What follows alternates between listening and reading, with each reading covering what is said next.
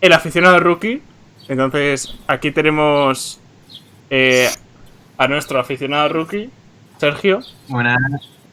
¿Qué tal? Entonces, pues, bueno, lo primero, coméntanos un poco por qué empezaste a ver la Fórmula 1, qué es lo que más te gusta, coméntanos un poco. Bueno, pues a ver, así un poco a modo de introducción, yo llevo siguiendo, bueno, empecé a ver carreras de Fórmula 1 hace muy poquito relativamente, desde 2018, cuando conocí a Carlos tal, y me empezó como a enganchar él, por así decirlo. Y bueno, ya al principio pues tenía los pensamientos así un poco que le preguntas a cualquier persona que no conozca este mundo y te dirá pues que son coches dando vueltas. Entonces, pues era un poco eso al principio, que no sé quiénes son estos, pero bueno, oye, voy a tratar de entender qué, qué de, qué de bonito, qué interesante puede tener esto. Y más todavía, pues cuando en 2018, pues ya a las puertas de retirarse no, no hacía nada prácticamente el McLaren. Y bueno, y eso, y a partir de la temporada de 2019 fue sobre todo cuando más empezó a engancharme, empezar a, de verdad, como a tener ganas de que fuera semana de carrera. Y, y bueno, a ver, realmente pues podría contar así un poco qué era lo que me enganchó, pero no sé si son las próximas preguntas las que me vais a hacer o qué. Vale. Bueno, pues yo creo que va a empezar Carlos, a ver si quiere preguntarte algo. Sí, a ver si la cámara no me permite por lo menos que se me vea un poco. Porque, bueno, ahora ya enorme. Que si me queréis dejar enorme... No, es que ves, es que es horrible. Bueno, en fin. Fantástico. Vale. Yo quería preguntarte a raíz de esto, de que empezaste a ver la Fórmula 1, pues a raíz de conocerme, de que a mí me gustaba, que la intentaste entender y tal, ¿qué fue lo que realmente te hizo engancharte a ver las carreras de Fórmula 1? Ya no porque a mí me gustara, sino porque realmente a ti te empezara a gustar. ¿Qué fue lo que te hizo realmente sentir emoción, digamos, porque llegara a una carrera de Fórmula 1? Pues eso era un poco a lo que, pues, lo que iba ahí, vamos, antes, hasta que ya me he detenido un poco para dejaros hablar.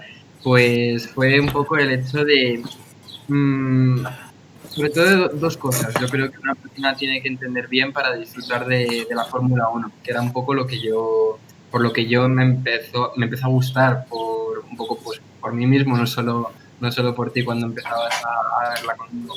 Pues la primera cosa, por así decirlo, es que hay que entender que la Fórmula 1 no va solo de carreras los domingos. O sea, tienes que entender todo el concepto de ingeniería y todo el trabajo de ingenieros que hay detrás y de todos los equipos. Y lo hilo con la segunda cosa, que es conocer a los equipos, conocer un poco la historia de los equipos y de conocer sobre todo a los pilotos, que puedas entender que tal piloto ha quedado en tal posición, que sepas entender si es una mala posición para él o si es una buena posición.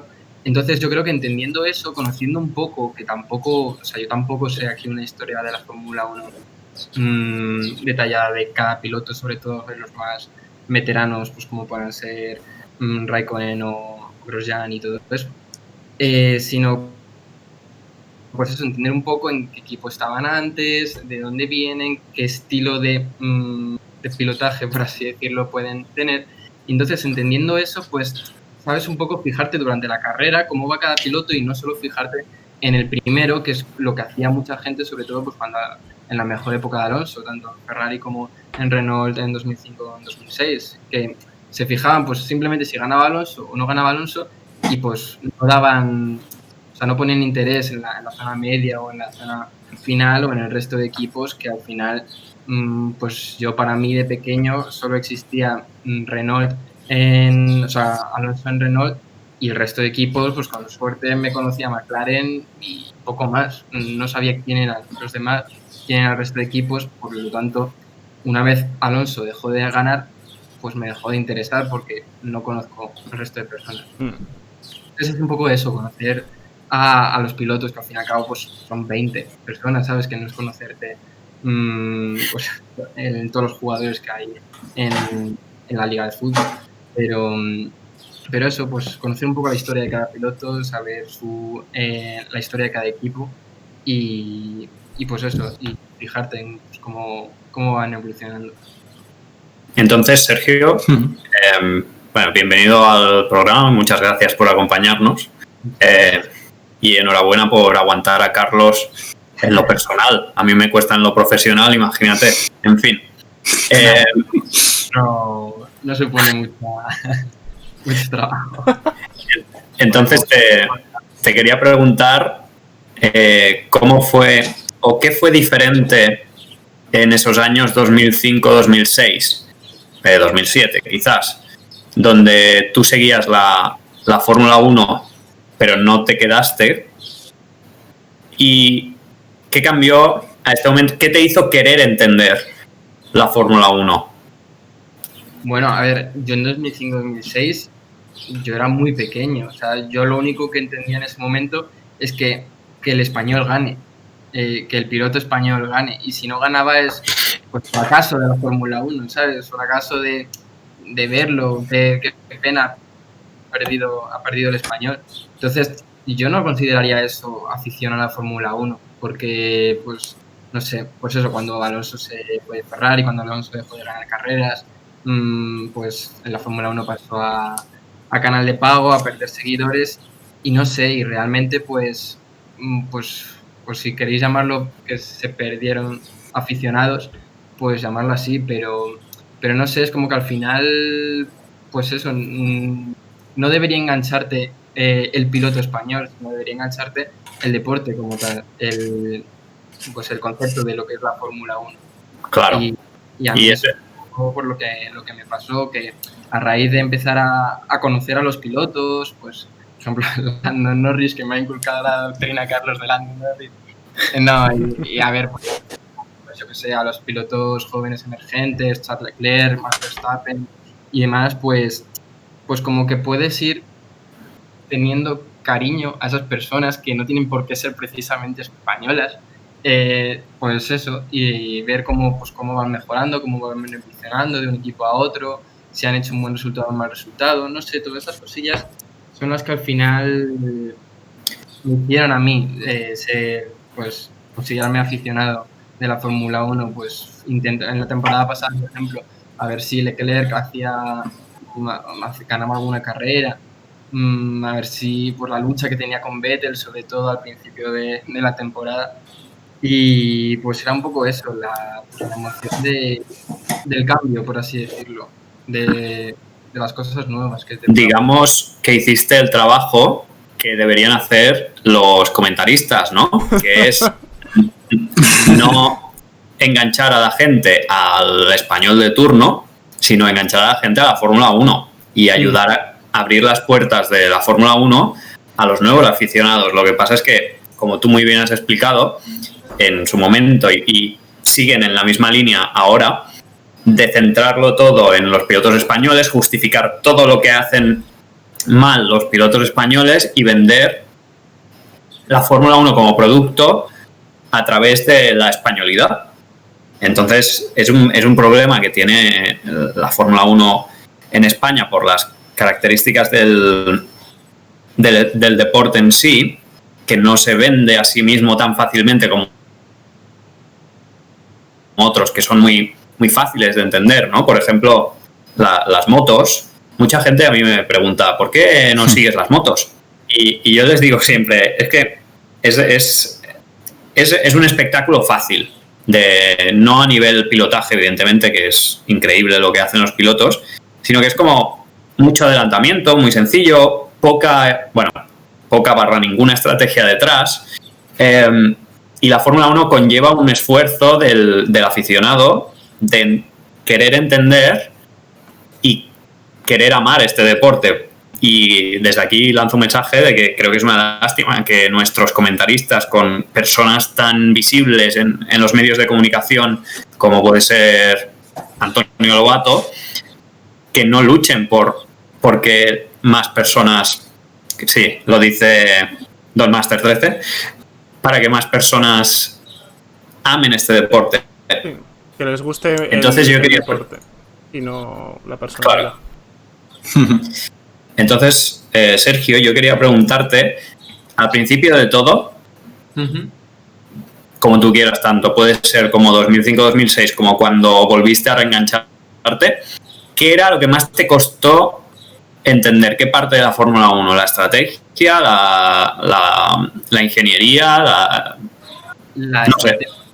La estrategia yo creo que es de las partes más difíciles de entender, sobre todo porque no la ves en 2 carreras, la estrategia que puede seguir un equipo, sino que lo ves más a largo plazo. Y yo entiendo que a eso a la gente le termine, pues, no terminando de comprender por completo, porque es un poco, pues, un razonamiento que se hace a la larga. Entonces, tienes que meterle un poco de cabezonería, de decir, venga, vale, voy a verme esta carrera, voy a verme la siguiente, y es lo que digo, entender un poco la historia de cada equipo, en qué estado está cada equipo en esta temporada, entender, por ejemplo, que Williams ahora mismo es un equipo que está en la mierdísima, que está último desde hace 3 temporadas, pero que no lo estaba hace unas, pues eso, no hace tanto, no sé exactamente hace cuántos años, pero que no hace tanto Williams no estaba tan abajo. Entonces, pues un poco pues entender lo que digo, un poco la historia de cada equipo y ir viendo la estrategia que puede seguir cada uno, lo que le conviene en cada momento. Y ya digo, no es algo solo de una carrera, no es algo que puedas disfrutar de ver en la primera carrera si la ves por primera vez, sino eso, que tienes que ver varias. Y yo creo que eso la gente no termina por ver, no termina de comprender, por así decirlo. O no es lo que llaman, no es como un ¿cómo decirlo? Como algo que obtienes rápidamente, como puede ser una victoria de Alonso en X carrera. Sí, yo creo que, yo creo que el deporte, este deporte, especialmente, si no lo ves, o a lo mejor no es verlo, pero si alguien no te explica cómo funcionan las cosas, o sea, por ejemplo, pues ahora el tema de los neumáticos, si alguien no te lo explica, es complicado que tú por ti mismo, sin tener del todo interés al 100% en ello, puedas saber cómo funciona. O sea, a mí me ha pasado también, por ejemplo, intentando seguir los rallies, y si no veo algo que me lo explique, es complicado que me entere viendo, por ejemplo, viendo directamente la competición. O sea, y yo creo que es algo que no sé cómo se puede solucionar, pero para un aficionado nuevo puede pesarle. Que yo creo que es lo que estabas diciendo. Yo me acuerdo en concreto que a ti, o sea, Sergio, te costaba mucho al principio pillar el tema de undercuts y overcuts. Eso estaba pensando. Sí. El tema de la estrategia de los undercuts, a mí eso me costó entenderlo, porque claro, yo, vamos, si Ramonet se refería a las estrategias, vamos, con estrategia se refiere a ese tipo de cosas, el undercut, overcut y tal, también es difícil de entender, aunque no lo parezca, porque ahora mismo para mí es fácil de entender, pero para una persona que no sabe exactamente, no conoce al 100% de lo que va la carrera como tal de Fórmula 1, o sea, es difícil entender que si tú te metes antes a boxes a cambiar las ruedas antes que tu compañero con el que estás compitiendo, pues tú luego vas a ganar esa ventaja en segundos al tener nuevos neumáticos. Entonces, eso de primera es una persona que no esté familiarizado con las estrategias de la Fórmula 1, no lo puede entender desde el principio. Luego no puede disfrutar que un piloto entre antes que el otro con el que está en ese momento prácticamente emparejado. Ya, además, es como que tú esperas que el orden lógico de cosas, ¿no? O que lo que tiene que ocurrir es que se adelanten en pista, ¿no? Es como la expectativa general y la crítica general a la Fórmula 1, es que no haya adelantamientos. Eso es de las cosas tampoco que yo no entendía al principio, porque yo pensaba, joder, ¿y por qué se mete en boxes que siga intentando luchar con ese piloto? O sea, en ese momento yo no lo entendía. Y luego cuando lo entiendes, pues es incluso enriquecedor a la Fórmula 1, ese tipo de cosas, porque pues, te crean incluso expectación de saber si va a terminar recortándole segundos o no. Sí, yo creo que ahora mismo es el mayor incentivo para que la carrera no sea aburrida. Porque en la mayor parte de carreras sí, la verdad. Tal y como están ahora las cosas, yo creo que siempre que hay diferentes estrategias, suelen haber carreras más interesantes. Y antes no era del todo así, porque había coches que funcionaban mejor con unos neumáticos, otros que no. Daban más pie a eso, a más acción, yo creo. Dice justo Gonzalo, dice, el problema es que los coches no suelen adelantar, por eso suelen ir a una parada, claro. Que eso es lo que se va a arreglar, entre comillas. Todavía no sabemos en 2022. Eso es. Bueno, hubo otros años, sin querer yo hacerle spoiler a Sergio, donde, bueno, Sergio, hasta donde yo sé, ahora está viendo la temporada 2012. Y sí que es verdad que ese año, bueno, esto sí que lo sabes, los neumáticos eran más blandos, o bueno, tenían más degradación, y había más paradas en boxes, y eso daba a bastante más variedad de victorias, de personas en el podio, bueno, pilotos en el podio. Entonces, si quieres contar un poco esto, a mí me parece curioso que estés viendo una temporada pasada sin saber lo que pasó. Es una buena experiencia, la verdad. Cuenta qué tal. Yo lo estoy disfrutando, pero vaya, que tampoco sabría decirte eso exactamente, el por qué. O sea ahí me pillas. O sea, coméntalo, porque de verdad no sabría decirte el por qué en esta temporada hay más pilotos que sí que ganan que ahora mismo, por ejemplo. No, bueno, es el tema este de los neumáticos, pero mi pregunta, o bueno, de los neumáticos que se degradaban más entonces que ahora, pero mi pregunta es ¿cómo se te ocurre a ti ponerte a ver la temporada 2012? Bueno, pues porque me animó Carlos, y porque precisamente me dijo esto, oye, no es una temporada para nada aburrida de los últimos años. Y tú métela por tu cuenta que no te va a defraudar. Y es verdad, porque en las primeras carreras, las primeras fue por Gran Bretaña, cada vez gana un piloto distinto. Es como muy guay, a mí me gusta mucho porque cada carrera es totalmente distinta, o sea, no te esperas lo que va a pasar. O sea, hay unos plot twists en cada carrera que no sé, es como si te vieras una película prácticamente, de esto que de repente da un girito de historia y dices, ostras, y a mí, no sé, me gusta eso también mucho. Y bueno, que ya digo, están igualadísimos, prácticamente 6 pilotos ahora mismo por donde voy yo. Y bueno, que me tengo que ver Gran Bretaña en las siguientes. No te vamos a decir nada, tranquilo. No spoiler. Ni el chat. Yo me hago idea, pues porque, joder, al final es inevitable conocer a los ganadores de cada mundial de cada año. Pero oye, mejor vivir en la ignorancia y seguir disfrutando ahí. Pero al final, justo lo que has dicho antes, luego, al final, a lo mejor lo más divertido no es quién gana el mundial, es también lo que pasa en el medio. Que yo creo que estos últimos años nos han, por lo menos a mí, me han enseñado a que lo realmente interesante ahora mismo no es la zona alta, es la zona media, y este año incluso más. Sí. Creo que nos hemos caído. A lo mejor sí. ¿En serio? Comprobemos. No, estamos de vuelta. Vale, estamos aquí. Vale. Se me había caído a mí.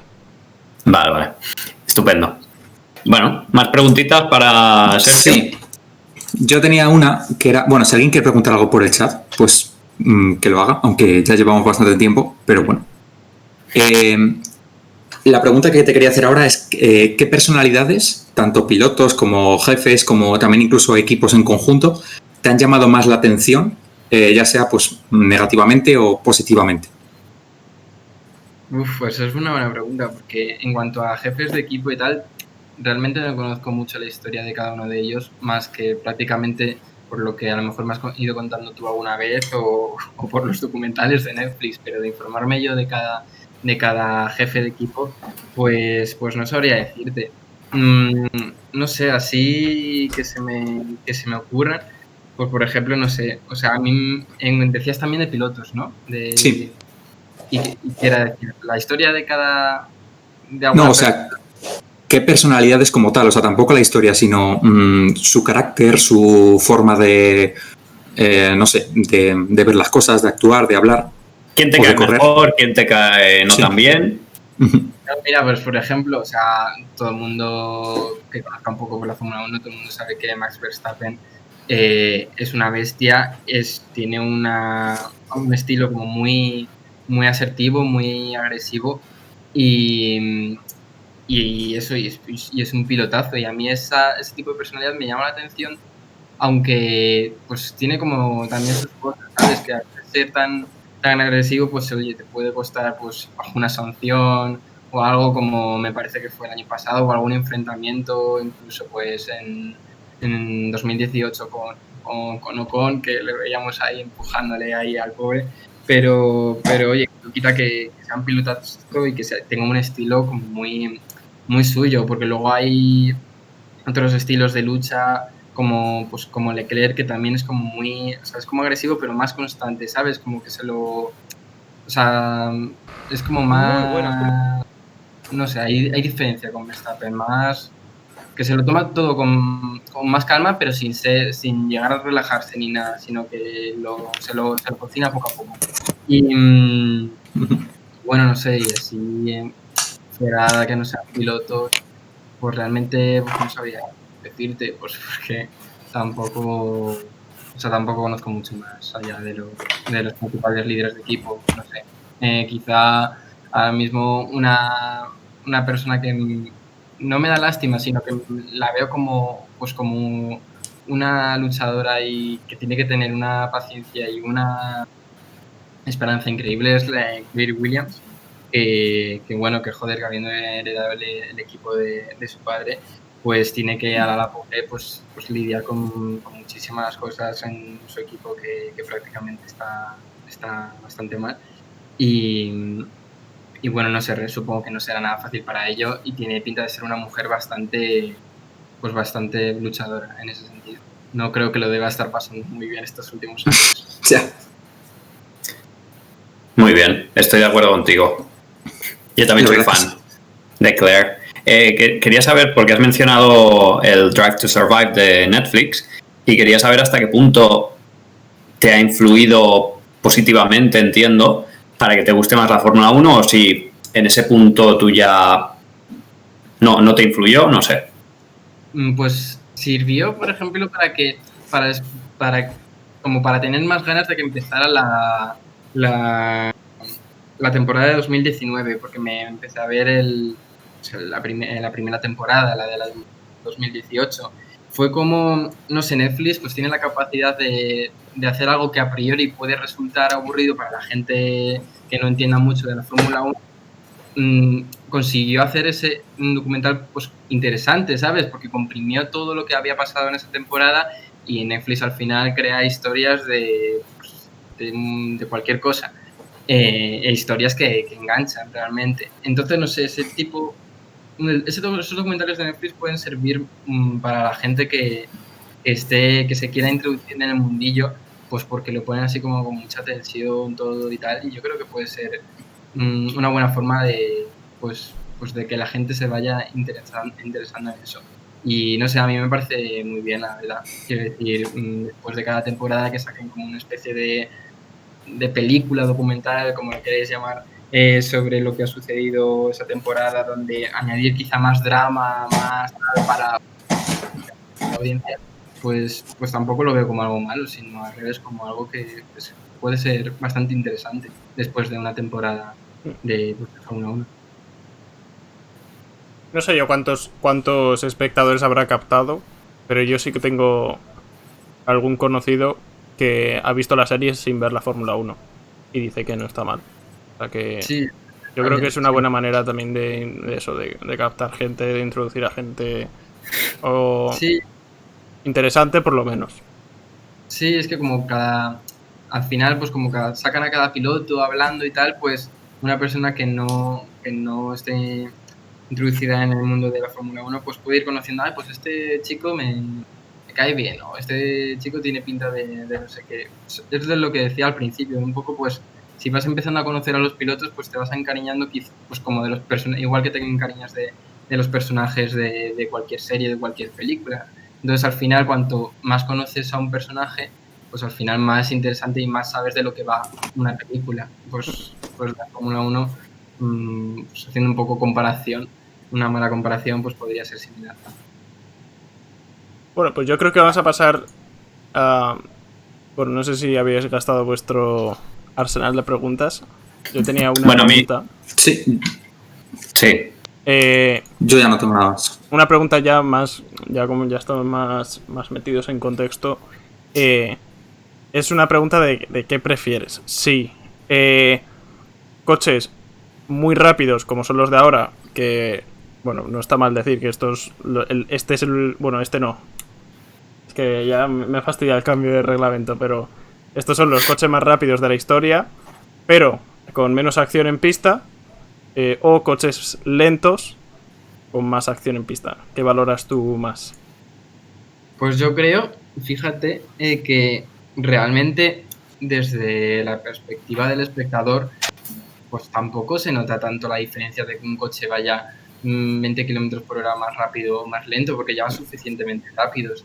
Entonces yo creo que, pues, que la diferencia, si pudieran ser más lentos y dar más acción, pues oye, bienvenido sea, sin dejar de ser rápidos, obviamente, porque tampoco queremos una carrera de tractores, pero oye, me parece que van lo suficientemente rápidos como para llegar a un punto. Joder, mira, justo se ha puesto una borraca en mi ventana. Vale. Qué turbio. Sí, pero, y que eso, que podrían llegar a ser un poquillo más lentos. A mí no me importaría que llegaran a serlo con tal de haber como más luchas, por así decirlo. Porque ya digo, porque no van precisamente lentos, ¿sabes? Si se pueden sacrificar unos kilómetros por hora más. Vamos, yo en mi opinión, no lo sé. Sí. Mira, Gonzalo nos dice por el chat que igual. Yo también lo prefiero. Prefiero más acción y coches más lentos. Es por lo que van a optar con el cambio de reglamento, pero bueno. La siguiente pregunta, que Ramón creo que quería decir algo. Bueno, tengo curiosidad por el tema. ¿Cómo ve a alguien que empezó a ver la Fórmula 1 en 2018 el tema del halo? Porque no sé si conoces la gran polémica que hubo, porque aparentemente era una cosa muy fea. Ahora todo el mundo, que eran los puristas, se han acostumbrado. Y no solo no es feo, sino que para mí queda muy bien. Y lo han integrado muy bien en lo que es la realización, además, y las decoraciones de los coches. Pero no sé, tú que, digamos, has vivido más la Fórmula 1 con halo, si a ti te genera algún tipo de impresión positiva o negativa. Prácticamente yo cuando me uní a la Fórmula 1 pues ya estaba el halo, porque se implementó ese mismo año, ¿no? En 2018. Sí. Pues, o sea, yo recuerdo una de las primeras carreras que vi, que no me acuerdo qué coche pasó por encima, justo por encima de Charles Leclerc. Alonso. ¿Fue Alonso? Y pues yo leí comentarios diciendo pues eso, que prácticamente el halo puede haber perfectamente salvado a Leclerc de lo que podría haber sido un gran accidente en cuanto a daños físicos. Pero entonces a mí no me parece mal, pero también es verdad que como no he vivido en la parte esa de la Fórmula 1 sin halo, pues tampoco puedo llegar a ser ahí un purista de mejor sin halo, ¿sabes? No tengo esa capacidad de ver si es mejor o peor, sino que yo vi desde el principio eso y a mí me pareció bastante útil, porque es que es una tecnología como pues lo que es, porque tiene un mecanismo sencillo, entre comillas, y si puede salvar pues vidas o pues, mejorar pues que los accidentes que puedan tener sean más leves, pues oye, pues yo creo que bienvenido sea, pero vamos, de cabeza. O sea, a mí no me parece feo. Yo lo que pensaba al principio era cómo pueden ver, porque tener como una cosa ahí en medio pues no sé cómo será desde el punto de vista del piloto, pero bueno, o sea, yo lo que decía era, bueno, si no es molesto para ellos, pues incluso por mejor. Hay un vídeo en YouTube, bueno, hay 2 vídeos, creo, uno es de Grosjean y otro de Raikkonen, que les ponen unas gafas que caben dentro del casco y dan una vuelta. Y se ve en plan, pues como, yo qué sé, la vista que pierden, que al final ellos nunca se quejaron de eso, que era un impedimento. Pero bueno, está curioso.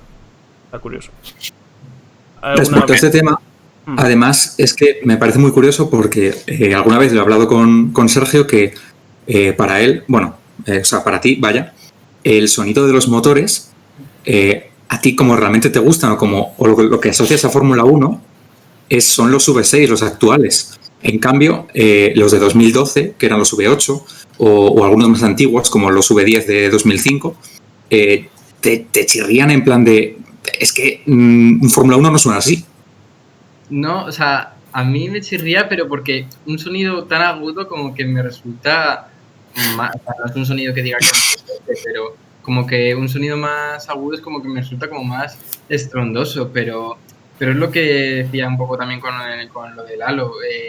Todo eso, todas las personas que han vivido la Fórmula 1 prácticamente pues desde que son pequeñas y tal, pues estarán más acostumbrados a ese sonido, y entiendo que el cambio de motor en 2014 pues les resultará todavía cuanto menos chocante, porque es verdad que hay una gran diferencia de sonido. No sé, yo en cuanto habiendo escuchado los 2 sonidos y tal, prefiero el de ahora porque suena como, no sé, más grave, me resulta menos estrondoso. Pero vaya, que también entiendo que sea obviamente por cuestión de gustos, como cualquier cosa. Pues, muy bien. ¿Qué pensáis en ese sentido? Bueno, que es que yo siempre me ha dado mucha rabia la gente purista que a cualquier cosa que quieren cambiar se quejan y la Fórmula 1 pierde su esencia. Es mentira, si la sigues viendo igual. Lo que quieren tanto aficionados de toda la vida como la gente nueva que se engancha o que quiere engancharse es espectáculo, y eso es lo que cuenta, ¿no? Al final el ruido y lo visual es secundario. Lo que queremos es acción en pista, y es por lo que se tiene que luchar y quejarse, no por tonterías. Y la Fórmula 1 reaccionó a las quejas del sonido de la gente, y creo que en la nueva reglamentación suben el cap, bueno, el límite de revoluciones. Creo que está ahora en, no sé, creo que lo subían a 17.000 o 18.000. Bueno, una barbaridad. Sí. Justo ha habido cambios de todas maneras. En 2014 sonaban mucho peor que ahora. Mucho peor y muchísimo más bajo. De hecho, Ramonet lo puede decir que fue el Gran Premio de España de ese año. Sí, la verdad es que era bastante pobre en ese momento, y en aquella época GP2 y GP3 te daban un poquito más de gracia, ¿no?, al asunto, porque yo fui en 2012 y 2013 que estabas luego hasta el miércoles, porque pasabas todo el fin de semana y hasta el miércoles tenías un pitido en los oídos que era para mí celestial, recordando eso. Y sí que es verdad que en 2014 se perdió un poco eso, que sí que cuando estás en el circuito hace gracia, pero a la vez también es mejor porque puedes comentar más, puedes escuchar, puedes oír las frenadas, también tiene lo suyo. Entonces, cómo pasan por los pianos, no sé, cada cosa tiene lo suyo, pero igualmente en 2014 hubo mucho drama, y ahora el sonido no está para nada tan mal y no te deja sordo. Entonces, yo para terminar, si os parece, si no tenéis nada más que preguntarle, yo le preguntaría que qué le dirías a personas que se están empezando a aficionar a la Fórmula 1, o personas que más bien que están en tu época 2008, que era en plan, ya no me interesa. ¿Qué les dirías para que se aficionaran? Pues Pues mira, pues un poco como lo que decía antes, que empiecen a verse algún documental, vamos, el de la primera temporada mismamente de Netflix, y si les gusta, pues que se vean la segunda temporada y vean la evolución de los pilotos, porque claro, no les vas a decir, oye, vete las últimas temporadas, todas las carreras, y oye, si les mola, pues el drama que puede crear pues esos documentales de Netflix, pues les diría, oye, pues mira, te enseño un poco la vida de cada piloto, quién es este piloto, qué hace en este equipo y tal, y sobre todo que no espere disfrutarlo y entenderlo al 100% en la primera carrera, porque yo la primera carrera que vi pues, en 2018, pues ahora o sea, me gustó, sí, pero no la disfruté ni la mitad de la mitad de la mitad de lo que disfruto ahora las carreras. O sea, que sea constante en ese sentido. Y yo por eso digo que entiendo que haya muchas personas que no les termine de gustar la Fórmula 1 por eso, porque no es algo que puedas disfrutar en la primera carrera que te ves, sino que, pues que si de verdad le interesa intentar aficionarse, pues eso, que se vean mínimamente los documentales de Netflix un poco para entrar un poco en el tramilla que puede llegar a ser la Fórmula 1 y que conozca un poco pues a cada piloto, para ponerles cara sobre todo y ya de hecho verles en acción en carrera y poco más le diría. Un poco por como lo que me fue enseñando Carlos básicamente. Muy bien. Muy bien. Pues muchas gracias, Sergio, por acompañarnos. Muy bien. A vosotros por darme este espacio y bueno, joder, que a ver si vuelvo prontillo al programa. Pero, Aquí estás invitado para cuando quieras. muchas gracias. Maravilloso. Venga, Pues nada, adiós. adiós.